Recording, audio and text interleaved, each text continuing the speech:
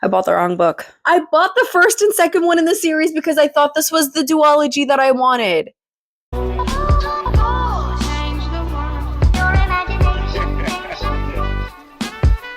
It could change the world. Hey babes, welcome back to Coffee Over Apples. My name is Steph. Welcome to another haul video. This might be the last haul video of the year because the next big book event where I plan on getting books is the holidays and my birthday, which comes up all at the end/beginning of the new year. So this should be it. Plus, I'm literally like overflowing on my TBR shelves. If you want more content like this, consider becoming a channel member at any level to get access to all of my Discords, book clubs, extra shenanigans, downloadable content. We do watch parties, blah, blah, blah, blah, blah. It's a lot of fun. Let's jump right in. I ended up getting a lot of horror recently. I mean, one, I love horror. Also, it's spoopy season, so like, why wouldn't I get horror? I recently went to the Ripped Bodice in Brooklyn for a monster author panel and bought way more books than I thought I was going to because I wanted to get things signed. And then also just like a couple cool special editions, things that were sent to me by publishers, all of that cool stuff. You can get more information about any of the things I talk about in this video in the description below. Let's start with the things I got from publishers and also a book that I won in a giveaway. So I am a Saga Says crew member for Saga Press. I was recently sent the arc of We Will Rise Again, edited by Karen Lord, Anna Lee Newitz, and Malka Older. This is speculative stories and essays on protest, resistance, and hope. This sounded particularly interesting to me because it sounds like a bunch of science fiction authors that are writing on something that is reflective of the current times. It comes out December of 2025, and I'm excited to get to this. So some of the authors who have written in this anthology, there's like 20-something authors on the back of this book that have contributed. So I'm very interested in actually annotating this, maybe making it a long-form video or vlog. I don't know. You let me know in the comments what you would like to see. Also from Saga Press, I got Haley Piper's new book, A Game in Yellow. This is actually one of my most anticipated horror reads of the year. It's a horror that kind of revolves around a play called The King in Yellow. I didn't necessarily know about the play, but I just know that it's Sapphic horror. And one of my goals for 2026 is to read more Sapphic books, to be able to recommend more Sapphic books. From the new Queen of Cosmic Horror comes a seductive work that follows a couple who search to keep their sex life alive, leads them down a path of madness. That was kind of just everything that really sold me on this when I first saw it in the bookstore. So I'm really happy to have gotten this copy for free from the publisher in exchange for a review. That should be coming sometime in the near future, hopefully. I'm looking to add this on a TBR so I can get to it sooner rather than later. Then in a giveaway from My Name is Marinez, who I follow online and is a great book reviewer in my opinion, I got Orange Wine. This is from their Bindery.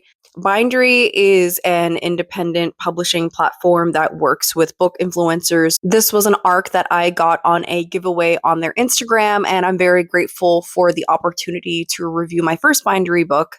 I have already read this and have already reviewed this on Goodreads. I don't necessarily plan on making an independent video for this, but if you'd like to know my thoughts on it, I guess go over to Goodreads. But if there's any larger book influencers that you would like to support further, check out their Binderies. I went to a horror book event at a Barnes & Noble pretty recently that was promoting a new book by Darcy Coates. Darcy Coates is an author who I've been wanting to read from, but I haven't necessarily known where to start because their backlog is so huge. So when I found out that they were coming to my local Barnes & Noble, I was very excited and was like, you know what? This is where I'm going to start. So it was for the book, How Bad Things Can Get. From what I understand, it takes place on an island. People were invited to an island, mostly influencers, and it's kind of like this influencer party thing, but there's a murder mystery going on. So if I understand correctly, it's a whodunit. Now, I heard in the author talk that the author talked about most of their books having some sort of paranormal element, and that this is one of their few that don't have a paranormal element. So it really is a whodunit kind of situation. I don't know if this is going to lean into the kind of horror that they're really known for or that they typically write. From the sound of it, it sounds much more leaning towards the thriller than the horror side of their writing. But that's okay. If I end up meshing with it, then I guess it just gives me a segue as to whether their writing works for me and whether I should dig into their horror books. If you are a Darcy Coates fan, I am going to ask if you could please let me know in the comments where I should start with their more horrific books because I'm still intimidated by their backlog. The talk with Darcy Coates was moderated by author Rachel Harrison, so of course I had to get a Rachel Harrison book in order to get it signed at the event as well. I ended up going with Black Sheep. This is another author that I've been wanting to try, and I've heard about them a lot, especially because they also were at the Chuck Tingle event that I went to earlier this year. Chuck Tingle brought her on for some like fun horror activities that we did as a crowd. And I know that I think she's also more popular for this other book called So Thirsty, which I think is a vampire novel. But this one is the one that caught my eye more specifically. The back says, nobody has a normal family, but Vesper Wright is truly something else. Vesper left home at 18 and never looked back, mostly because she was told that leaving the staunchly religious community she grew up in meant she couldn't return. But then an envelope arrives on her doorstep. Inside is an invitation to the wedding of Vesper's beloved cousin, Rosie. It's to be hosted at the family farm. Have they made an exception to the rule? It wouldn't be the first time Vesper's been given a special treatment. Is the invite a sweet gesture, an olive branch, a trap? It doesn't matter. Something inside her insists she must go to the wedding, even if it means returning to the toxic environment she escaped, even if it means reuniting with her mother, Constance, a former horror film star and forever ice queen. When Vesper's homecoming exhumes a terrifying secret, she's forced to reckon with her family's beliefs and her own crisis of faith, and this deliciously sinister novel that explores the way family ties can bind us as we struggle to find our place in the world. That's why I picked it up. Oh, just a little too relatable. Still going with horror, I got myself a copy of The Corruption of Hollis Brown. Now, Kay Ankrum is my bestie Natalie's, like one of her favorite authors. So I haven't necessarily picked them up yet, even though I've bought a couple things because of her influence and because I trust her with my life. But this cover, look at these hands. I'm a sucker for hands. It's supposed to be a queer horror. It's like a person is possessed, but they may be falling in love with the ghost that's possessing them. And I feel like there's so many layers to that because it's like, how much of it is the ghost and how much of it is you? Are you falling in love with yourself? What if it's not actually a ghost? What if it's a voice inside your head? I don't know. I'm just making things up, but like I feel like that sounds like a really cool premise. And then hands. Even more horror, I went to the book tour at Strand, New York City for You Weren't Meant to Be Human by Andrew Joseph White. This was probably one of my favorite talks ever by an author. Andrew was an adorable human being, and I loved how they spoke about being conscious that their first adult debut horror had to be clearly adult so that the cover could not be misconstrued as one of their YA books. And I actually also got myself a copy of one of their YA books to also get signed at the event. I got The Spirit Bares Its Teeth. Stupidly, I forgot to bring my copy of Compound Fracture to get signed when that's the one that I read this year. I was so just focusing on everything else, I forgot to bring the copy of like the book that I recently read and loved. So I'm a little bit salty at myself for being a dingus and forgetting that book at home, but that's neither here nor there.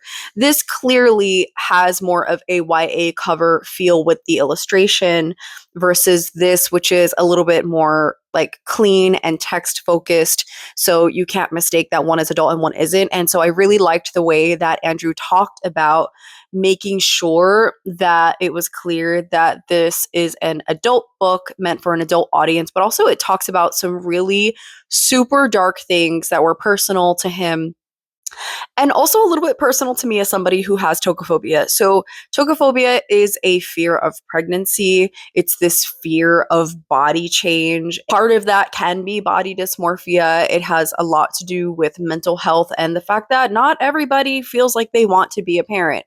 So the main character, being a trans mask character, is dealing with that. And so I'm expecting this to hit really hard. Everyone who I know who's read it or has talked about it online has said that they've had to put it down at some point because it was just heavy. And I'm mentally preparing myself for that. That's fine. That's fine. I know what I'm getting myself into. I also just want to say about the Spirit Pierces Teeth, this sticker is atrocious. The way that the sticker is coming, I'm like, just print it on the book, honestly, because the way that the sticker is falling off is kind of gross and it makes me mad because it looks so ugly. But congratulations to the author for getting a Stonewall honor award. This one I also know is heavy. I know a little bit less about this. I basically just bought everything on their backlist so I could get it signed. And then forgot the one that I read because I'm an idiot. Okay, and then going on to the event that I went to at the Ripped Bodice. This is the one book I got at that event where it wasn't from one of the authors that were getting book signed. It wasn't part of the author talk. This is Odd Spirits by S.T. Gibson. This cover is freaking gorgeous. Look at how pretty this is, okay? This is book 0 to Evocation. Evocation is one of their newer series, and this is supposed to be a prelude to book 1. It's a novella, and so it's going to give us a lot of backstory that I've been told that we need. It's gorgeous, and that's kind of the main reason why I picked it up, because I was like, ooh, shiny. But since I plan on reading Evocation pretty soon, I guess it sounded like I kind of needed this. Okay, so from the authors that were at the event that I got signed, first one being C.M. Nacosta, who is just an adorable human being. Like, I wanted them to be my titi. I wanted them to be my aunt because I was like, you are adorable. I loved everything that came out of their mouth. They're just beautiful. This is Morning Glory Milking Farm. And I'm going into this knowing fully well it's a critique of capitalism, but Minotaur milking, we're selling Minotaur milk and no, they don't have udders.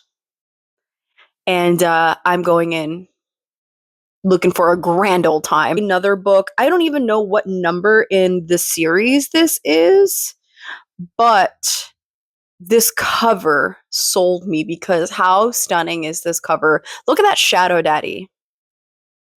Isn't he gorgeous? Isn't she gorgeous? Aren't they gorgeous? This is Tea for Two. Shadow Daddy in a cafe?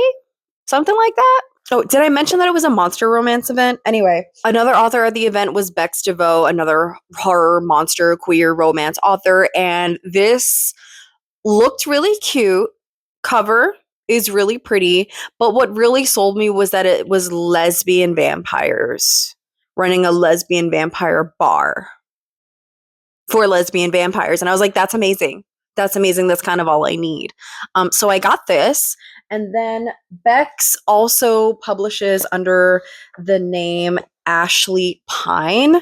So I ended up getting these books because I've seen these on Book Talk. I think these are pretty popular on Book Talk. It's called Rat Race. But when they talked about it, they sold it as like being about a demon from hell and a person who died and went to hell and is like asking this demon for help because they want to get revenge on the person that killed them. And I was like, that sounds amazing. Okay, it says, Cam, legacy, a word I reckon I'd heard 100 times before, more than my own name. It's what I am, who I am, the product of generations of greatness. I was the Weston's last chance to score big inside the arena. It should have been like shooting fish in a barrel, but the moment I saw her, winning didn't mean a hill of beans. Was the Lord testing me, punishing me for questioning the ranch? Or was I looking down the barrel of a pew-pew at my future? Ain't no way I was leaving without her. I came for one reason and wait, what? Is this not the book that I thought it was? I came for one reason and one only, to kill the person that made my life hell. But when things don't go as planned and a certain thembo cowboy... I bought the wrong book. This isn't the book I thought it was. I don't even like cowboys. No, and I bought 2. I bought the first and second one in the series because I thought this was the duology that I wanted. It's cowboys. I don't like cowboys. This doesn't even look like cowboys. What is that? Oh my god, I'm so stressed now. Wait, what? Is this also cowboys? Okay, how did this happen? I feel like, okay, I was at the register and I told the person at the register about what Bex mentioned, and I was like, I want that book. And they were like, oh, this is their other books that we have. And I think I saw, what was the line? To kill the person. I came for one reason and one reason only, to kill the person that made my life hell. I think I read that and I was like, oh yeah, that must be the book. It's not. Natalie, if you're watching this video, I hope you're laughing at me because I'm a dingus. Last book. A manga. I got the next edition of Destroy All Humans. They Can't Be Regenerated. This is the Magic the Gathering manga. I'm a little bit hesitant to read it because I'm mad at the last volume because my baby girl, I mean, this one too, but mostly that one right there, they're 14. They're babies. They're babies in like 8th grade. Why does this manga keep making her wear these skimpy outfits and giving us fan service? I don't need fan service of a 14-year-old. And I know this manga is old and it's only now getting published in English, but like, come on. That's not an excuse. Like, I gave the last volume 2 stars. I was so mad. I'm so mad. It takes me out every time I see that stupid fan service. So whatevs.